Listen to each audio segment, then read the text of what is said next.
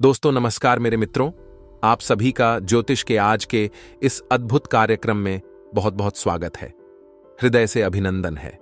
दोस्तों आज के इस वीडियो में हम आपको कुछ ऐसी बात बताने जा रहे हैं जिसे यदि आपने समझ लिया।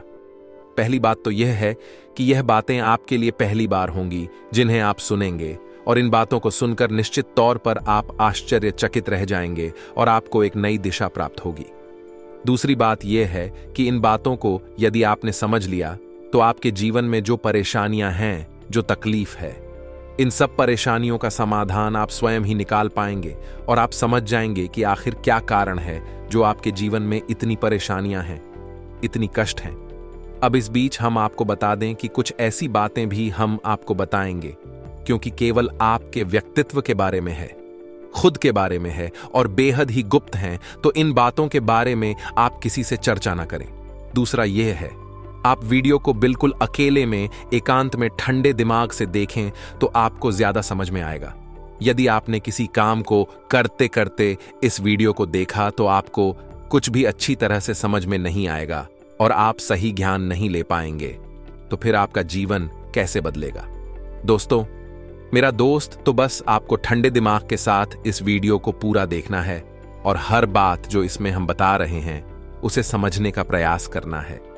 हम आकर आपको बता नहीं जा रही है कि भगवान की पूजा पाठ करते हैं, सच्चे मन से उन्हें याद करते हैं, अपनी तकलीफ है उन्हें बताते हैं, लेकिन भगवान आपके बारे में क्या सोच, और जब भगवान आपके बारे में सोचती हैं तो आपको कैसे पता चलेगा कि भगवान आपके बारे में क्या सोच रही हैं और अब आपको इसके अनुसार अपने जीवन में क्या बदलाव लेकर आने हैं।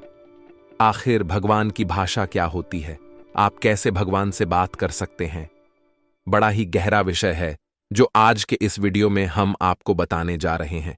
यदि आपने आज की इस वीडियो को नहीं देखा तो यकीन मानिए आप एक बेहद ही महत्वपूर्ण जानकारी से वंचित रह जाएंगे। जी हां दोस्तों, आपके जीवन में जो आज की स्थिति बन रही है, इस स्थिति में भगवान आपके बारे में कुछ विशेष कर बैठे हैं। कुछ खास बड़ी घटनाएं आपके जीवन में घटित होने वाली हैं, लेकिन यदि आपने भगवान के द्वारा दिए जाने वाले संकेतों को नहीं समझा था, भगवान की भाषा को नहीं समझा, तो आप निश्चित तौर पर वही गलतियां करते रहेंगे जो आप लगातार करते चले आ रहे हैं। फिर निश्चित तौर पर आप ना तो अपने जीवन में कामयाबी हासिल कर पाएंगे और ना ही भगवान की कृपा आपको प्राप्त हो पाएगी।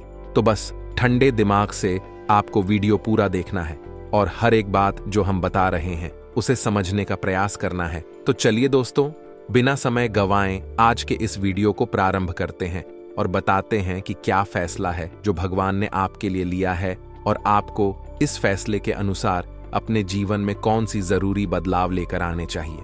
यहां पर यह रही थी कि आपके अंदर यदि घर की हिम्मत है, यानी कि समय देने का साहस है। अभी आप इस वीडियो को देखें, जल्दबाजी में बिल्कुल भी ना देखें। तो चलिए आज के इस वीडियो को प्रारंभ करते हैं, लेकिन इससे पहले आपसे एक निवेदन है कि कमेंट में पूरे भक्ति भाव के साथ, सच्ची श्रद्धा के साथ जय मां भद्रकाली कृपा करूंगा 3 बार अवश्य लिखना। दोस्तों एक बार से काम नहीं बनता है, हमारे धर्मशास्त्रों में 3 का विशेष महत्व होता है। दोस्तों जैसे कि इस सृष्टि के निर्माण में त्रिदेव का महत्वपूर्ण योगदान रहता है। समय KV3 काल होते हैं जिनके भी 3 पहर होते हैं, और भगवान भोलेनाथ के हाथ में त्रिशूल है, उसके भी 3 सुर होते हैं। 3 का बहुत अधिक महत्व है दोस्तों, धार्मिक महत्व। इसी वजह से हम हर वीडियो में आपसे कहते हैं कि आपको 1 बार नहीं 3 बार लिखना है। जय मां भद्रकाली कृपा करो। आप सच्चे भाव से यदि इस क्रिया को करते हैं तो यही आपकी पूजा बन जाएगी, आराधना बन जाएगी, और मां भद्रकाली आपके हर एक कष्ट को हर लेंगे और आपके जीवन में कृपा और आशीर्वाद भेज देंगी। तो सबसे पहले आप इस कार्य को करें। उसके बाद एक और छोटा सा निवेदन है आपसे, यदि आप चैनल पर पहली बार आए हैं, चैनल को सब्सक्राइब करके बगल में जो घंटी का निशान उसे अवश्य दबा दे। दोस्त इससे हमारा बहुत अधिक मनोबल बढ़ेगा और हम दुगनी मेहनत से आपके लिए ऐसे ही सूचना और ज्ञानवर्धक वीडियो लेकर आते रहेंगे। जी हां दोस्तों, तो चलिए सब्सक्राइब कर दीजिए, फिर आगे बढ़ते हैं। जी हां दोस्तों, तो चलिए शुरू करते हैं। दोस्तों एक बात क्यों हम आपको बता दें, और ये थोड़ी सी कड़वी बात हो सकती है, शायद सुनकर आपको अच्छा ना लगे, झटका लगेगा। सबसे पहले हम आपको बता दें कि आपकी राशि के जातकों के जीवन में जो परेशानियां होती हैं, जो भी कष्ट होते हैं, उन परेशानियां, कष्ट के लिए सबसे अधिक जिम्मेदार आप स्वयं ही हो। आपको लगता है ऐसा है कि कोई बाहर का इन उतार चढ़ाव चल रहे हैं। हाँ, थोड़ा बहुत दूसरों के द्वारा निर्मित की गई परेशानियां और कष्ट होते हैं, लेकिन कई ऐसी समस्याएं हैं, कई ऐसी परेशानियां हैं जिन्हें आप स्वयं ही न्योता दे देते हैं, अपने जीवन में आमंत्रण दे देते हैं और आप अनजाने में ऐसा करते हैं। दोस्तों, आपको अपने व्यवहार पर नियंत्रण नहीं रहता है। इंसान कोई अपना ही या कोई पराया इंसान आपको किसी न किसी बात से परेशान कर रहा है या आपके जीवन में परेशानियां चल रही हैं। कोई मतलब नहीं है दोस्तों, आप यदि उसे सुधारने में लग जाएंगे तो वह सुधरेगा तो नहीं, लेकिन आपके साथ पेश करेगा, झगड़ा करेगा और आपका भी जीवन, समय और दिमाग सब खराब कर देगा। तो यहां पर आपको थोड़ा सा सतर्क रहना है और कब लोगों से बात करते करते, चर्चा करते करते बीच में से हट जाना है, यह आपको समझना होगा। याद रखिए दोस्तों, इस जंगल में सबसे पहले पेड़ काटे जाते हैं जो एकदम सीधे होते हैं, तो थोड़ा सा तो कभी जीवन में आवश्यक है, थोड़ी सी टेढ़े मेढ़े भी बन जाइए। दोस्तों, इस समय की मांग है, दूसरों को हानि पहुंचाने के लिए नहीं, अपनी रक्षा करने के लिए। दोस्तों, यकीन मानिए, भगवान श्री कृष्ण ने भी तो मानव को यही संदेश दिया है कि जब काम सीधे तौर पर ना बने तो थोड़ा सा चतुराई का साथ देना चाहिए, चतुर बन जाना चाहिए। तो यह सारी बातें थी कि आपको कहां कहां सुधार की आवश्यकता है। वैसे तो और भी बहुत सारी बातें हैं दोस्तों, लेकिन उन सबको करने लगे तो वीडियो बहुत लंबा हो जाएगा। तो जो जरूरी बातें थी वह हमने आपको बता दी है, आप इन पर कार्य करिए, निश्चित तौर पर बदलाव आएंगे। अब हम आपको बता दें कि आपकी राशि चक्र की एकमात्र कैसी राशि है जो भगवान की बहुत अधिक प्रिय होती है। ये दोस्तों, हम अपने पिछले कई वीडियो में भी इस विषय पर आपको बता चुके हैं, संकेत दे चुके हैं, लेकिन अब हम आपको बताने जा रहे हैं कि कौन सी संकेत होते हैं, मुख्य संकेत होते हैं, जिनसे आपको यह पता लग जाएगा कि भगवान आपको बहुत अधिक प्रेम करते हैं, आपकी बात सुनते हैं और आपको भगवान की शरण में जाना चाहिए, तभी आपका उद्धार होगा।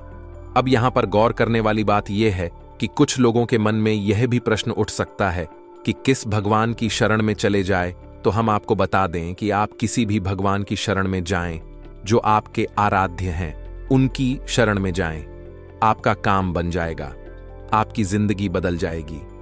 अब भगवान सब एक ही हैं, सभी शक्ति के स्वरूप हैं, बस उनके नाम और रूप अलग अलग हैं, लेकिन वह सब अंत में एक ही है।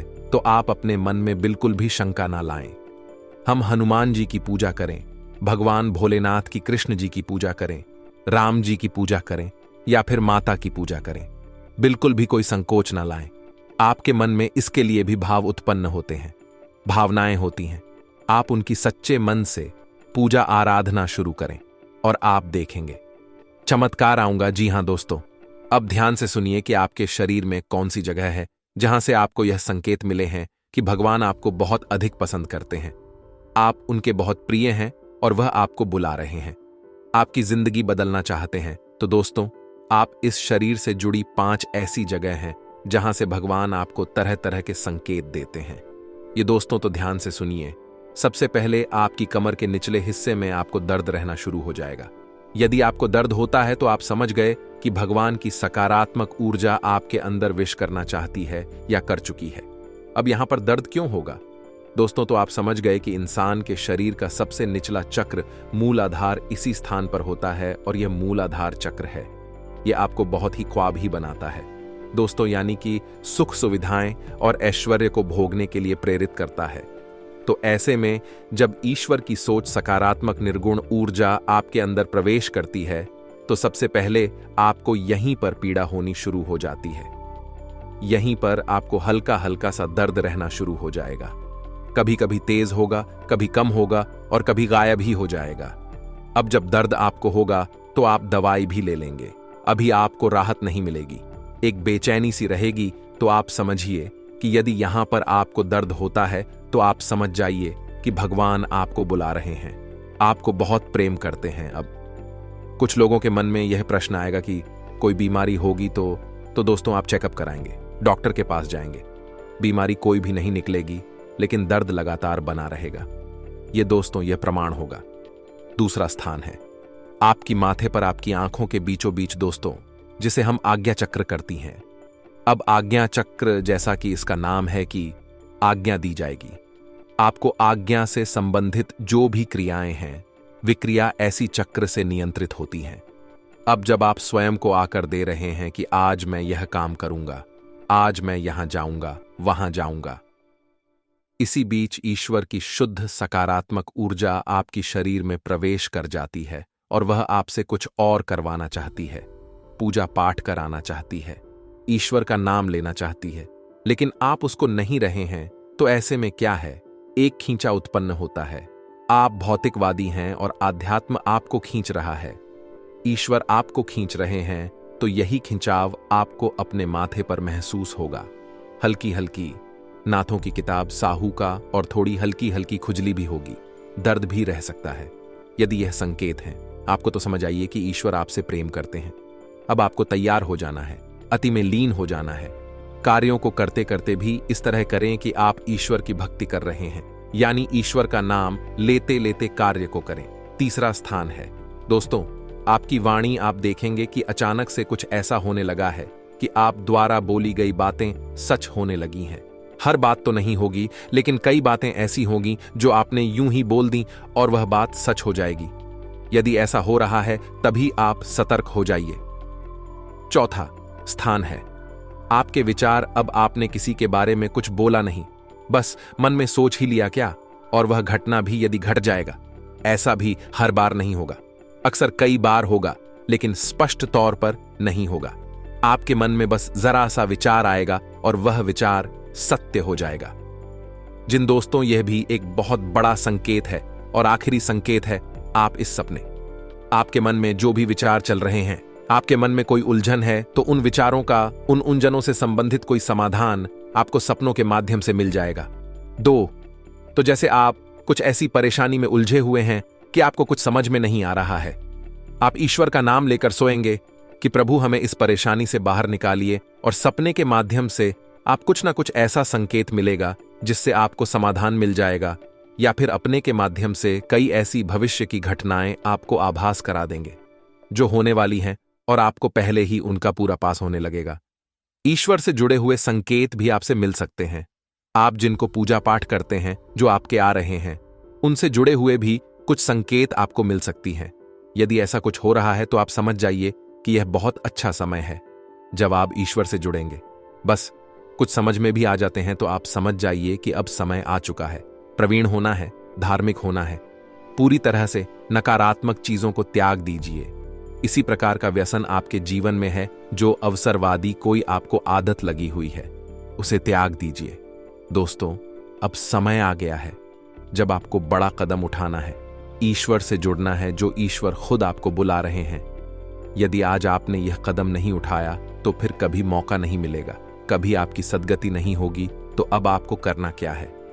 कुछ लोग ऐसे में यह प्रश्न भी करेंगे या नहीं, उनके मन में यह सवाल भी उठेगा कि हम तो कामकाज में उलझे रहते हैं, दिन भर तो ईश्वर की आराधना कब करें, ईश्वर की कब पूजा पाठ करें, मंदिर में कब जाए। तो दोस्त, हम आपको बता दें कि पूजा पाठ करने के लिए यदि आपके पास समय है तो आप कहिए, जितना समय है उतना करिए। मंदिर जाने का समय है तो जाइए, सर्वोत्तम है।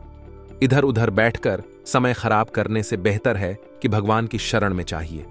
मंदिर जाइए और वहां पर भगवान की शरण में बैठी है, आपका मन बहुत सुंदर हो जाएगा। दूसरा, यदि आपके पास समय नहीं है कि आप नहीं जा पा रहे हैं, मंदिर पूजा पाठ भी नहीं कर पा रहे हैं, तो कोई बात नहीं है दोस्तों, कर्म ही पूजा है। हमारे शास्त्रों में लिखा हुआ है, तो आप कर्म को ही पूजा समझकर करिए। ये दोस्तों आपकी जो भी आ जाते हैं, मानकर चलिए कि हनुमान जी आपके आराध्य हैं, तो आप जो भी कार्य करती हैं उस कार्य को हनुमान जी की पूजा मानकर करिए। दोस्तों, आप अपने मन में विचार करें कि आप ऑफिस जा रहे हैं, तो घर से बाहर निकलने से पहले हनुमान जी को याद करते हुए हनुमान जी से कहना है कि प्रभु, आज का कार्य हम आपकी पूजा के तौर पर करेंगे और आपको समर्पित करेंगे दोस्तों, और बिल्कुल उतनी ही सुंदरता के साथ करेंगे जैसे कि मंदिर में हम आपकी पूजा करते हैं। कोई भी कार्य आप करिए, अपने दिन भर के सारे कार्य करिए, ईश्वर को समर्पित कर ही उसकी पूजा मानकर करिए। इसीलिए तो कहा गया है, कर्म ही पूजा है तो आप कर्म करिए। जब साधारण कार्य को यानी दैनिक क्रियाओं को भी ईश्वर को समर्पित करने के बाद किया जाता है तो वह कर्म बन जाते हैं, और क्रिया में और करनी में फर्क किया है। दोस्तों की क्रिया केवल जीवन को चलाने के काम आती है, कर्म हमारी आत्मा को भी उच्च स्तर पर ले जाते हैं, हमें मुक्ति के द्वार तक ले जाते हैं, ईश्वर के और नजदीक ले जाते हैं। दोस्तों, यदि आप दैनिक क्रियाओं को भी ईश्वर को साक्षी मानकर करने लगेंगे तो भी दैनिक क्रिया साधारण क्रिया ही नहीं होगी, विक्रम बन जाएंगे जो आग की आत्मा को उच्च स्तर तक ले जाएंगे। ईश्वर से जुड़ जाओगे आप। अब इसमें भी यदि आपको एक कदम और आगे जाना है तो फिर आपके कार्यों का जो नतीजा निकल रहा है उस नतीजों को आप ईश्वर का प्रसाद मानकर ग्रहण कर लीजिए। आपको बिल्कुल भी दुखी होने की जरूरत नहीं है। आपने इस सच्चे मन से बहुत मेहनत से कोई कार्य किया, भगवान को साक्षी मानकर किया कि प्रभु आपकी पूजा कर रहे हैं, और आपको उसका अच्छा नतीजा नहीं मिला, मन के अनुसार आपको सफलता नहीं मिली, आपने जैसा सोचा था वैसा नहीं हुआ, तो आप उसी ग्रहण करिए ईश्वर का प्रसाद मांगकर। दोस्तों, आप कहिए कि हनुमान जी, हमने आपकी पूजा की है, अब आपको जो देना है वह आप दे दीजिए। आपको अच्छा देना है तो ठीक है, बुरा देना है तो ठीक है, हम प्रसाद समझकर उसे ग्रहण कर लेंगे। तो जब आप कार्य के परिणाम को प्रसाद समझकर ग्रहण कर लेंगे और कार्य को कर्म समझकर करेंगे, तो दोस्तों, हम आपसे कहते हैं कि आपका हर एक कर्म सिद्ध हो जाएगा। आप स्वयं भी एक सिद्ध पुरुष बन जाएंगे, और आप मिट्टी को भी हाथ लगा देंगे तो वह सोना बन जाएगी। जिस इंसान के साथ स्वयं भगवान चल रहे हो, उसका क्या कोई बाल भी बांका कर सकता है? क्या उसे कामयाबी हासिल करने से कोई रोक सकता है? पांडवों के साथ भगवान श्री कृष्ण थी, और वह कितनी विशालतम सेना भी पांडवों का बाल भी बांका नहीं कर पाई। सभी कौरवों ने मिलकर हर प्रकार का षड्यंत्र किया, लेकिन कुछ नहीं बिगाड़ नहीं पाए, क्योंकि उनके साथ भगवान श्री कृष्ण थे। दोस्तों, तो आपके साथ ही भगवान रहेंगे। बस हमने आपको जैसा कहा है वैसा आप करिए, और आप चमत्कार देखिए। कुछ ही दिनों में आप हमें कमेंट करके बताना कि आपके जीवन में कैसे कैसे बदलाव आए। एक बात और जाते जाते हम आपसे कहना चाहेंगे, दोस्तों, कि भगवान आपके अंदर क्या देखना चाहते हैं। आपने क्या कपड़े पहने हैं, आप कैसे इंसान हैं, आपकी जेब में कितना रुपया पैसा है, इससे भगवान को कोई मतलब नहीं है। भगवान त्रिकालदर्शी हैं, अंतर्यामी हैं। वह आपकी अंदर झांक सकते हैं और आपके मन में क्या भावनाएं चल रही हैं, बस उन्हीं से भगवान का मतलब है कि आपके भाव से, आपकी भावना से भगवान का मतलब है। तो जैसे ही आपके भाव बदलेंगे, भावनाएं बदलेंगे, आपका भगवान से जुड़ाव और मजबूत हो जाएगा। तो उम्मीद है कि हमने जो जानकारी आपको दी है, आपको यह जानकारी अच्छी लगी है, पूरी तरह से समझ में आ चुकी है, और इस जानकारी का कैसे प्रयोग करना है, अपने जीवन को कैसे बदल रहा है, यही भी आप अच्छी तरह से समझ चुके हैं। फिर भी यदि कोई प्रश्न आपके मन में उठता है तो आप कमेंट करके पूछिए, हम आपके प्रश्नों के जवाब देने की पूरी कोशिश करेंगे। इसी के साथ साथ आज की इस वीडियो में विराम देते हैं। कमेंट में पूरे भक्ति भाव के साथ जय मां भद्रकाली याद रखें, भाव का ही मूल्य है माता जी आपके पास, तो बच्चे भाव के साथ रखें। जय मां भद्रकाली कृपा करो। एक प्यारा सा लाइक भी अवश्य करें। मिलते हैं अगले ज्ञानवर्धक वीडियो में, तब तक के लिए धन्यवाद। जय माता की।